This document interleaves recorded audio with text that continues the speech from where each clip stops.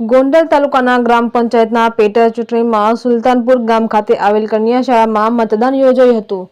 Ward number 7ની સભ્યની ચૂંટણી યોજાઈ હતી, જેમાં ટોટલ 548 મતદારો છે, જેમાં 281 પુરુષો તેમજ 267 સ્ત્રીઓ મતદારો છે, જેમાં બહોળી સંખ્યામાં ચાલુ વરસાદમાં મતદારોએ ભારે મતદાન કર્યું હતું। મતદારોની કતાર જોવા મળી હતી। લોકો શાંતિપૂર્વક મતદાન કર્યું હતું। વડીલો માતાઓએ મતદાન કર્યું હતું। પોલીસ સ્ટાફની કામગીરી સારી જોવા મળી હતી।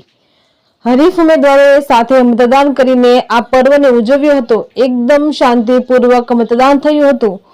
ટોટલ 62.77% મતદાન થયું હતું, જેમાં 184 પુરુષ તેમજ 160 સ્ત્રીઓએ મતદાન કર્યું હતું। ટોટલ 344 લોકોએ મતદાન કર્યું હતું।